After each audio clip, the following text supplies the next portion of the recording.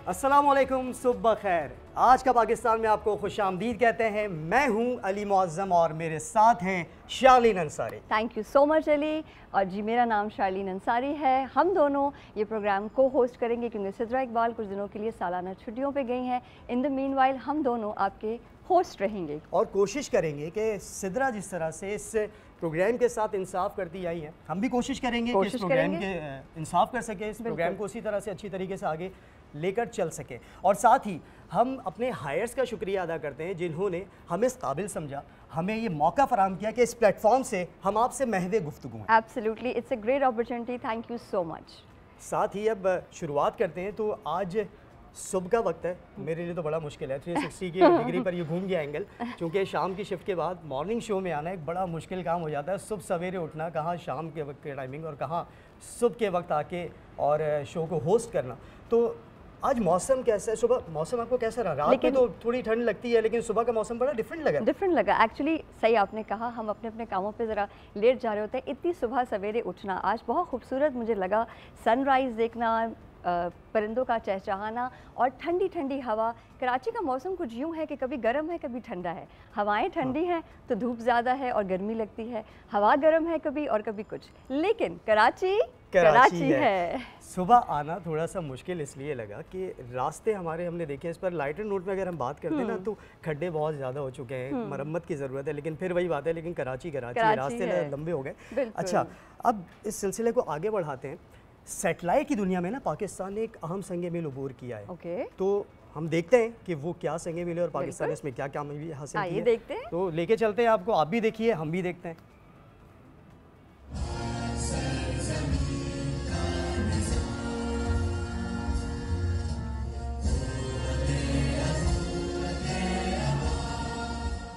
पाकिस्तान का खिलाई टेक्नोलॉजी में खुद इन्हिसारी की जानिब मजबूत कदम। पाकिस्तान और चीन के खिलाई ताउन का नया बाब रकम हो गया।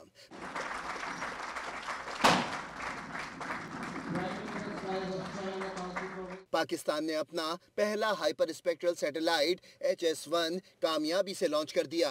चीन में लॉन्चिंग पाकिस्तानी साइंसदानों की मौजूदगी में की गई। सैटेलाइट सैलाब और दीगर कुदरती आफात की पेशगोई में मदद देगा। हाइपर स्पेक्ट्रल सैटेलाइट जमीन, सब्जे, पानी, शहरी इलाकों की सूरत हाल का भी तफसीली जायजा लेगा। हाइपर स्पेक्ट्रल सैटेलाइट से ज़रई मनसूबाबंदी और माहौलियाती निगरानी में इनकलाब की तवक्को है। Welcome back. ये तो रिपोर्ट आपने देख ली है। अब अपने सेगमेंट की तरफ चलते हैं। चूँकि आज एक आलमी दिन मनाया जा रहा है उन लोगों के लिए जो घरों से काम करते हैं। ये हमारे वो दरख्शां सितारे हैं, वो चमकते सितारे हैं जो हमें नज़र नहीं आते। और अगर आप कहेंगे सितारे हैं मतलब कैसे सितारे जो नज़र नहीं आते, तो हम रात के वक्त जब आसमान पर देखते हैं कुछ सितारे बहुत तेज़ी के साथ चमकते हुए नज़र आते हैं, ऐसा लगता है कि बिल्कुल हमारे सामने। और कुछ सितारे ऐसे होते हैं जो जगमगाते हैं लेकिन बहुत दूर से, उनको हमें गौर से देखना पड़ता है। ये हमारे गैर मरई हाथ भी होते हैं और ये हमारी मईशत की रीढ़ की हड्डी भी साबित होते हैं। मतलब रीढ़ की हड्डी की अगर मैं बात करता हूँ ना, तो ये रीढ़ की हड्डी वो है जो नज़र तो नहीं आती, हमें नज़र नहीं आती, लेकिन हमारा पूरा स्ट्रक्चर इस पर खड़ा है। अगर इसको ज़रा सी तकलीफ़ होती है तो हमारा जो पूरा स्ट्रक्चर है बॉडी का वो तहस नहस हो जाता है और हम चल भी नहीं पाते। क्या खूबसूरत बात की आपने अली, माशाल्लाह। देखें, हमारे मुल्क में और दुनिया में आज जो मनाया जा रहा है वो बैनुल-अक़वामी होम बेस्ड वर्कर्स डे है। ये एक बहुत ही खूबसूरत दिन है। ये उन लोगों को खराज अक़ीदत पेश करने के लिए है जो लोग हमारे मुल्क के लिए बहुत सारी मेहनत और अंत तक मेहनत करते हैं। आपको पता है इसमें अराउंड 70% ख़वातीन शुमार हैं। ये वो ख़वातीन हैं जो घरों से दस्तकारी, काश्तकारी सारे काम कर रही होती हैं, सिलाई, कढ़ाई वगैरह। और अनफॉर्चुनेटली मुद्दा ये है कि इनको वो वाला मयार नहीं मिलता, वो वाली इज़्ज़त नहीं मिलती और वो मकाम नहीं मिल पाता है, और ना ही इनको अच्छे से फेयरनेस तरीके से इनके वेजेस वगैरह मिलते हैं। तो ये बहुत ही एक हैरान कुन बात है, क्योंकि ये तो वो हाथ हैं जो हमारे मईशत को मजबूत बनाते हैं। तो हमारा काम है कि आज के दिन हम उनको खराज अक़ीदत पेश करें और उनके इन हाथों को सलाम पेश करें। बेशक। और साथ ही इसमें जो हमारे साथ मौजूद हैं एक ऐसी शख्सियत जो किसी तारुफ़ का मोहताज नहीं है, और उन्होंने बड़ा काम किया उन लोगों के लिए, उनको नाम दिलवाने के लिए, उनको इंसाफ दिलवाने के लिए। उनका मुआवज़ा, जो कि मुआवज़ा उनको बहुत कम मिलता है, सबसे कम उजरत मिलती है, उसकी कोशिश करने के लिए 3 दिहाइयों से वो इस कोशिश में मसरूफ़ हैं और अब भी मसरूफ़ अमल हैं।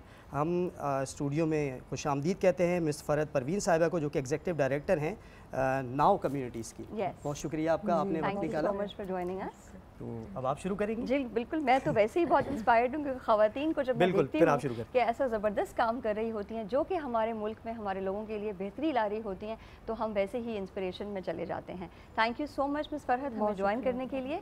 और मैं चाहूँगी कि मैं आपसे रिक्वेस्ट करूँ कि पहले तो आप हमें ये बताएँ कि ये जो हमारा आज का दिन है होम बेस्ड वर्कर्स का, इसके बारे में थोड़ा आप बताएँ कि क्या क्या आपने इसके ऊपर काम किया हुआ और कैसे आप इन लोगों की मदद करती हैं, और what exactly have you been doing? Thank you so much. जी देखिए, सबसे पहले तो मैं आपको ये बताना चाहूँगी कि ये जो दिन है ये सन 2000 में नेपाल में एक मीटिंग हुई, काठमांडू आई गेस, काठमांडू जी, और जिसमें ये तय किया गया कि इंटरनेशनल बैनुल-अक़वामी दिन मनाया जाएगा होम बेस्ड वर्कर्स का। उससे पहले अगर देखें तो 1996 में ILO ने जो लोग घरों में काम करते हैं, अपने घरों से, आपने बिल्कुल सही लफ्ज़ इस्तेमाल किया कि अपने घरों से काम करते हैं, उन वर्कर्स का जो इंडस्ट्री के लिए काम कर रहे हैं, जो दस्तकारियाँ बनाते हैं, जो कमर्शियल सेक्टर के लिए, बुटीक्स के लिए, यू नो, आपको शायद ये जान के हैरत होगी कि बहुत सारा काम जो इंडस्ट्री का है, ख़ास तौर पे जो छोटा जिसको काम कहा जाता है, हालांकि वो छोटा काम नहीं होता है, जैसे कि कारों के कुछ पुर्जे होते हैं वो घरों में बनाए जाते हैं, फार्मास्यूटिकल का कुछ काम होता है जो घरों में किया जाता है। तो इंडस्ट्री रिलेटेड और जो कमर्शियल सेक्टर है उससे रिलेटेड बहुत सारा काम जो घरों में होता था, उसके हवाले से इंडिया में एक तंजीम है सेवा के नाम से, सेल्फ एम्प्लॉयड वुमेन एसोसिएशन के नाम से, उनका बहुत बड़ा किरदार है इस कन्वेंशन को बनाने में, जो 1996 में बनाया गया ILO की तरफ से। अच्छा, ये दस्तकारी की जो बात हुई है ना, यहाँ पर सिलाई कढ़ाई, मतलब कहने को बहुत छोटा सा लफ्ज़ है, आपने इसे फर्मा की बात की, यहाँ पर हमने देखा है कि इसके जो बॉक्सेस होते हैं वो बॉक्सेस भी पैक किए जाते हैं, मशीनरी से नहीं बल्कि इंसान पैक कर रहे होते हैं उसको। तो अब ये बताइएगा, इसमें मुश्किलात इनको क्या पेश आती है और क्या उनके साथ इंसाफ हो पाता है? देखिए, पहले हमें ये देखना चाहिए कि आखिर इंडस्ट्री का काम, दुकानों का काम घर पे क्यों होता है। ठीक है। 1994 में जब मैं मास्टर्स कर रही थी तो मैंने अपनी जो थीसिस था उसमें मैंने कंपेयर किया था कि जो फैक्ट्रियों में जो काम होता है वही काम अगर घरों में किया जाए तो वर्किंग कंडीशंस में कितना फ़र्क होता है। तो वर्किंग कंडीशंस में फ़र्क, जो सबसे बड़ा फ़र्क था वो मुआवज़ों का फ़र्क था। अच्छा। जो 70% अगर मिसाल के तौर पे अगर किसी खातून को जो फैक्ट्री में काम कर रही है उसको जो पैसे हैं वो 70% ज़्यादा मिल रहे थे उन औरतों के मुकाबले में जो घरों में काम कर रही हैं। और अब इस वक्त क्या सिचुएशन? अभी भी सिचुएशन कोई बहुत ज़्यादा तब्दील नहीं हुई है। इस कन्वेंशन से हुआ ये है कि अमूमन जो हमारे यहाँ कहा जाता था कि जी औरत जो है वो कोई काम नहीं कर रही, इसमें एक चीज़ और है जिसको मैं क्लियर करना चाहूँगी। काम नहीं कर रही, लेकिन हम देखें यहाँ पर आप 3 दिहाइयों से काम कर रही हैं, यहाँ शादी बैठी है हमारे साथ। जो घरों में होती हैं, लोगों का ये कहना होता है कि वो काम नहीं करती। ख़ुद उन ख़वातीन का भी यही होता है कि देखो मेरे पास थोड़ा सा टाइम होता है तो मैं ये कर लेती हूँ। अच्छा, और वो काम भी जो औरतें कर रही हैं वो औरतें अकेली नहीं करती। अच्छा मिस फरहत, उनके साथ उनके बच्चे, हमारे पास कोई कवानीन है इसके ऊपर जो बनाए गए हैं और क्या वो इम्प्लीमेंट? तो मैं थोड़ा सा आपको ये सिनेरियो बताना चाह रही हूँ कि इसमें बहुत सारा काम जो है वो बच्चे भी कर रहे होते हैं जो घरों में होते हैं। ठीक है। अच्छा, इसके साथ साथ मर्द भी हैं। कानून साजी जो है वो जब ये बन गया, तरीक़ाकार ये है कानून साजी का कि जब मिसाल के तौर पे पाकिस्तान जो है वो सिग्नेटरी है ILO का, मतलब मेंबर है ILO के अंदर, तो जो भी ILO के कन्वेंशंस आते हैं जो बेसिकली कानून की एक इब्तदाई शक्ल होती है, उसी वो गाइडलाइंस होती हैं। उन्हीं गाइडलाइंस के ऊपर आपको पाकिस्तान में पॉलिसी बनानी होती है और फिर उसके बाद कानून बनाने होते हैं। तो अर्ली मतलब लेट 90s से लेके और 2000s के तक भी पाकिस्तान में काफ़ी इस हवाले से काम हुआ, जिसमें ये कोशिश की गई कि इन ख़वातीन और मर्दों को जो और बच्चे जो इस सेक्टर में काम कर रहे हैं, जैसे होम बेस कहा जाता है। अच्छा, पॉलिसी बन गई है? जी, पॉलिसी भी बन गई, अमल और लॉ भी बन गया, और लॉ भी बन गया। एक्सीलेंट, देखिए ज़बरदस्त। उसके लिए लोगों ने कोशिश की, लेकिन असल चीज़ देखें ये है कि जब तक लोग मुनज़्ज़म नहीं होते तो कोई कानून जो है उस पर अमल दरामद कराना मुनज़्ज़म करने की आप कोशिश कर रही हैं। अब आप कोई मैसेज देना चाहेंगे इस प्लेटफॉर्म से मुनज़्ज़म करने के लिए, मतलब आप लोगों को इकट्ठा कर सकें, या फिर अगर कोई आपको मदद चाहिए हो या फिर आला सतह पर आपको आवाज़ पहुंचानी हो, आपके पास ये प्लेटफॉर्म मौजूद है आज न्यूज़ का, आज का पाकिस्तान से हम आपकी आवाज़ बन सकते हैं। हम चाहेंगे कि आप ज़रूर अपना मैसेज दें। देखिए, मेरा मैसेज ये है कि जो औरतें घरों में काम कर रही हैं, जो बच्चे हैं, जो मर्द हैं, जो घरों में काम करते हैं, उनका काम भी उतना ही वैल्यूबल है जितना कि फैक्ट्रियों में काम करने वाले। और बाय द वे, जो लोग फैक्ट्रियों में काम करते हैं उनके मुआवजे भी कोई बहुत ज़्यादा नहीं है। ठीक है।